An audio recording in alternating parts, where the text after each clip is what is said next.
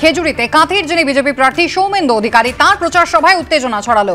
পুলিশের সঙ্গে বিজেপি কর্মীদের ধাক্কাধাক্কি, পুলিশের গাড়ি ভাঙচুরের অভিযোগ বিজেপির বিরুদ্ধে।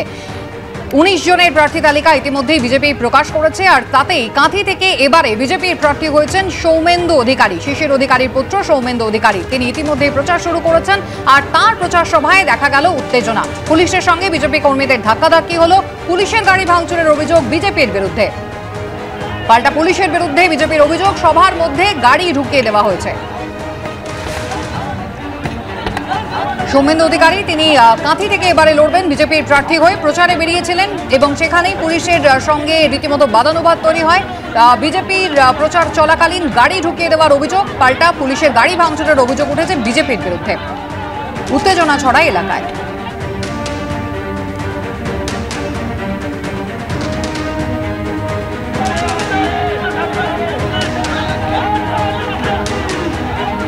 ঋতিক প্রধান আমাদের প্রতিনিধি রয়েছেন আমাদের সঙ্গে টেলিফোন লাইনে। ঋতিক, কি ঘটেছে?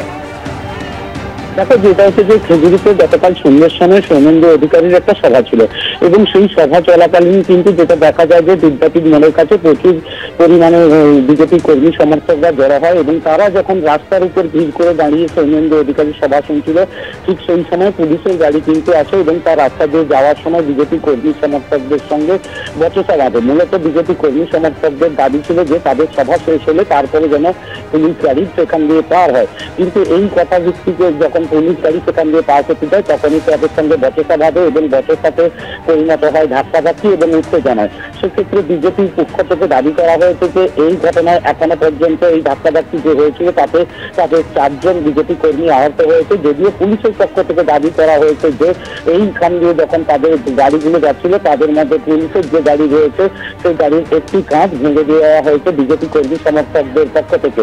এবং এই ঘটনাকে কেন্দ্র করে কিন্তু টান উত্তেজনা চলে বেশ কিছুক্ষণ। পরবর্তীকালে কিন্তু সৌমেন্দু অধিকারী সেখানে যান এবং যারা আহত হয়েছেন তাদেরকে স্থানীয় স্বাস্থ্য কেন্দ্রে পাঠান চিকিৎসার জন্য এবং পরবর্তীকালে রাস্তা ছেড়ে দেওয়া হয় পুলিশকে। তবুও সৌমেন্দু অধিকারীর অভিযোগ যে কি প্রয়োজন ছিল, যে এমন কি ইমার্জেন্সি ছিল যে সভা চলাকালীন সেই দিক থেকেই কিন্তু পুলিশের গাড়ি নিয়ে যাওয়ার জন্য পুলিশ উদ্যত হয়েছিল।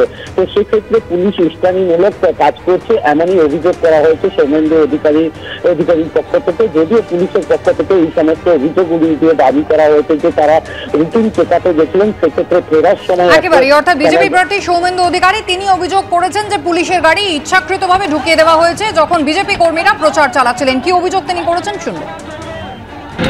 একটা শান্তিপূর্ণ কর্মসূচি, হাজার হাজার ভারতীয় জনতা পার্টি কার্যকর্তা বিজয় সংকল্প সভা করছেন, পুলিশের গাড়ি এবং সিএপিএফ এর গাড়ি তারা একেবারে আমাদের সবার মাঝখান দিয়ে রাস্তা অবরুদ্ধ ছিল, একেবারে কানায় কানায় পূর্ণ। তার মধ্যে ওইভাবে পুলিশ গাড়ি কোথায় যাওয়ার তাড়াটা ছিল আমি এটুকু জানতে। 4 জন কার্যকর্তা আহত হয়েছেন, তাদের হসপিটালাইজ করতে হবে। স্বাভাবিকভাবেই একটা উত্তেজনা হয়েছে, কিন্তু এই উত্তেজনাটা পুরোপুরি প্ররোচনাটা তো পুলিশে তৈরি। ও পুলিশ চেয়েছিল সভাটা নষ্ট করে দিই, যেহেতু তৃণমূলের প্রার্থী ঘোষণা হয়েছে, তৃণমূলের কোনো লোক নাই, অতএব মমতার পুলিশকে দায়িত্ব নিয়ে তৃণমূলের প্রার্থীর জন্য যা যা করার করতে হবে। তৃণমূলের হারমাদ্রা এসে যেটা করার সাহস পেত না, পুলিশ সেটা গাড়ি ঢুকিয়ে করার চেষ্টা করে।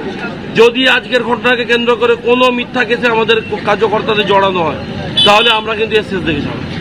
যদিও পুলিশের বিরুদ্ধে সরাসরি অভিযোগ করেছেন সৌমেন্দু অধিকারী এবং তার বক্তব্য পুলিশ ইচ্ছাকৃতভাবেই অশান্তি সৃষ্টি করেছে, পুলিশের কোনো প্রতিক্রিয়া কিন্তু পাওয়া যায় না।